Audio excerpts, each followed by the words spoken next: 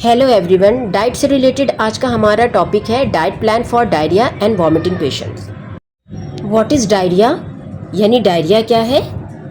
Answer, पेट में दर्द के साथ बार बार लूज एंड वाटरी स्टूल यानी पानी की तरह पतले पखाने को डायरिया कहते हैं। The most common causes of diarrhoea यानी डायरिया जिस वजह से सबसे ज़्यादा होती है उनमें शामिल है नंबर 1 मेडिसिन यानी बहुत सारी दवाइयों की वजह से।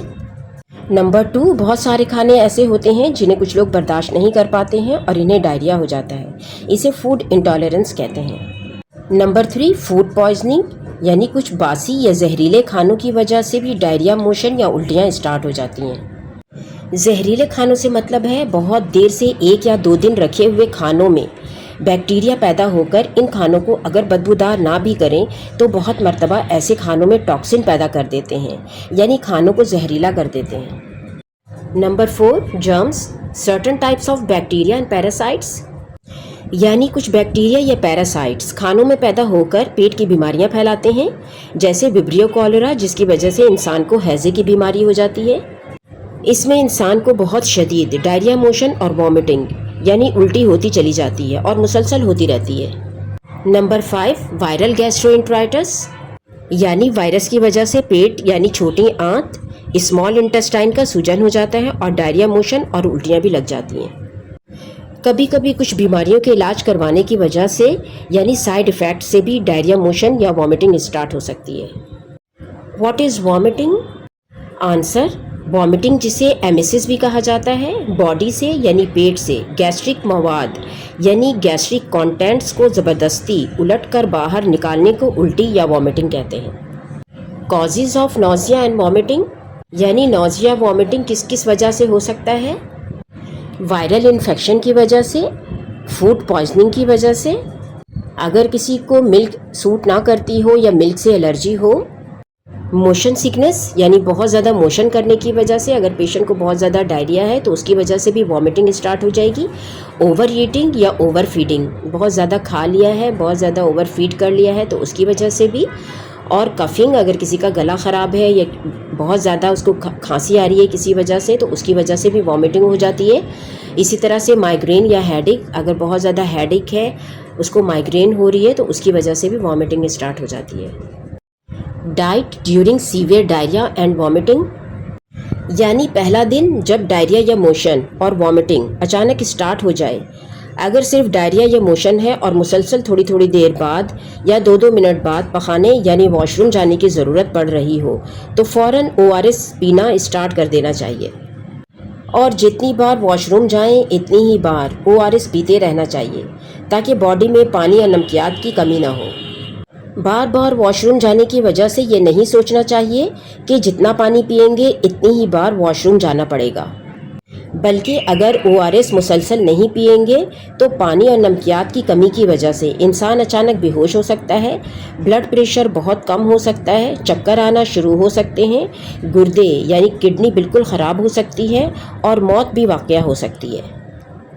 इसीलिए ORS पीते रहना सबसे पहला इलाज है, चाहे बड़ा इंसान हो या बच्चा। हाँ, अगर वॉमिटिंग भी साथ में हो रही हो तो फिर ORS पीना मुश्किल है। ऐसी सूरत में इंतज़ार किए बगैर इंट्रावेनस फ्लूइड यानी ड्रिप की फौरी ज़रूरत होगी और पेशेंट को मुसलसल ड्रिप पर रखना चाहिए ताकि जिस्म में पानी की कमी ना हो। सेकेंड स्टेज यानी जब वॉमिटिंग थोड़ी बेहतर हो जाए मगर दिल ख़राब हो यानी मतली की सी कैफियत हो जिसे नोज़िया कहते हैं, तब क्लियर फ्लूइड पेशेंट को स्टार्ट करवाना चाहिए। क्लियर फ्लूइड का मतलब है बिल्कुल छना हुआ जिसमें कोई ज़र्रा भी ना हो। जैसे अदरक को कुचलकर इसका जूस 1 टीस्पून निचोड़ लें और आधा गिलास या 1 कप पानी में डाल दें। फिर 1 टीस्पून शहद मिलाएं और पेशेंट को आहिस्ता आहिस्ता पिलाएं। बी हरे पुदीने की 5 पत्तियां 1 कप पानी में आहिस्ता आंच पर उबालें। आधा कप रह जाने पर इसमें 1 टीस्पून लेमन जूस और 1 टीस्पून शहद मिलाकर पेशेंट को आहिस्ता आहिस्ता पिलाएं। सी छोटी इलायची 2 से 3 अदद और 1 टीस्पून सौंफ डालकर 1 कप पानी में उबालें। आधा कप रह जाने पर छान कर इसमें 1 टीस्पून लेमन जूस मिलाकर पेशेंट को पिलाएं। अगर इसमें 1 टीस्पून शहद भी मिला लें तो भी बेहतर है। डी, जैसा कि मैंने बताया कि क्लियर मशरूबात से मतलब है जिसमें कोई भी ज़र्रा या कंटेंट ना हो, यानी पानी की तरह साफ़ हो, जैसे ग्रीन टी और बर्फ़ के छोटे टुकड़े, ये भी पेशेंट को दे सकते हैं। ई, चावल का पका हुआ पानी चुटकी नमक के साथ भी पेशेंट को पीने के लिए दे सकते हैं। अगर डायरिया अभी भी है तो ORS बिल्कुल ना रोकें, पेशेंट को पिलाते रहें। अगर ORS पीने में मुश्किल हो तो इंट्रावेनस फ्लूइड यानी ड्रिप जारी रखें। थर्ड स्टेज यानी नौजिया वॉमिटिंग जब तकरीबन ख़त्म हो जाए और डायरिया मोशन भी तकरीबन बेहतर हो जाए तो पेशेंट को नारियल पानी, सब्जियों और चिकन की यखनी, छना हुआ ऑरेंज जूस दे सकते हैं। नंबर सी, चावल, गाजर, चिकन तीनों खूब बॉईल करके नरम उबालें और अच्छी तरह मिक्स कर लें। 1 टीस्पून ऑयल में थोड़ी सी बारीक कटी हुई प्याज डालकर 2 मिनट पकाएं। प्याज को सुनहरा ना होने दें, बल्कि थोड़ा नरम होने पर बॉईल की हुई तमाम चीज़ों को डाल दें।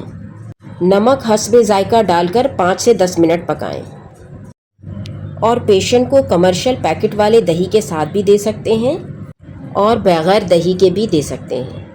ऐसे पेशेंट को दही वैसे भी खाने को दे सकते हैं, मगर खुले बाज़ारी दही से परहेज़ करें। नंबर डी, सादा डबल रोटी पैकेट वाले कमर्शियल दही के साथ भी पेशेंट को दे सकते हैं और सादा डबल रोटी यखनी के साथ भी पेशेंट को दे सकते हैं। नंबर ई, नरम उबली हुई गाजर और उबली हुई फ़िश को टमाटर के साथ पकाकर कम ऑयल में ऑमलेट की तरह पेशेंट को दे सकते हैं और शोरबे की तरह लगाकर भी पेशेंट को दे सकते हैं।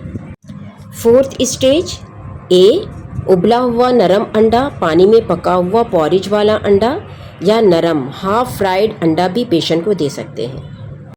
बी, नूडल्स, पास्ता, उबले हुए आलू को कम ऑयल के साथ जायकेदार बनाकर भी पेशेंट को दे सकते हैं। इसके अलावा सब्ज़ फलियों के साथ यानी ग्रीन बीन्स के साथ आलू, चावल और गाजर के साथ भी इसे दे सकते हैं। शकरकंदी उबाल कर भी मरीज़ को खाने को दे सकते हैं। डाइट फॉर डायरिया यानी डायरिया के मरीज़ ORS के अलावा और क्या क्या चीज़ें ले सकते हैं। इसमें है नारियल पानी यानी कोकोनट वाटर और बॉइल्ड चिकन, बॉइल्ड राइस और बॉइल्ड कैरेट से भी मुख्तलिफ़ चीज़ें बना सकते हैं। इसको मैश करके खिचड़ी की तरह बना सकते हैं, सादा दही के साथ खा सकते हैं। इसके अंदर उबली हुई जो है मछली डाल सकते हैं, बॉइल्ड फ़िश, और सेब की चटनी भी इसके जायके के लिए रख सकते हैं। इसके अलावा एग भी मुख्तलिफ़ तरीके से नरम पका के खा सकते हैं। टोस्ट, डबल रोटी यानी सादा दलिया जिसे प्लेन ऑट मील भी कहते हैं, बॉइल्ड ग्रीन बीन्स, उबली हुई सब्ज़ फलियाँ, जिंजर यानी अदरक, उबला हुआ आलू, नूडल्स, पास्ता, ब्रॉथ यानी शोरबा या यखनी, और क्लीन बेवरेजेस जिसमें ग्रीन टी वगैरह है यानी सब्ज़ या हरी चाय, स्वीट पोटैटो यानी मीठे आलू, नींबू का रस, बिना नमकीन बिस्किट्स, छना हुआ सूप और केले। Foods that diarrhoea patient should avoid, वो खाने जिससे डायरिया के पेशेंट को बचना चाहिए। इसमें शामिल है डेयरी प्रोडक्ट यानी मिल्क और मिल्क से बनी हुई चीज़ें, फ्रूट जूस, फ्राइड आइटम यानी जितनी भी तली हुई चीज़ें हैं, और मिठाइयाँ और मिर्च मसाला। इस तरह की वीडियो के लिए मेरे चैनल को सब्सक्राइब करें, मेरी वीडियो को लाइक करें, अपने दोस्तों के साथ शेयर करें और कमेंट करके मुझे ज़रूर बताएं कि आपको ये वीडियो कैसी लगी। Thank you for watching.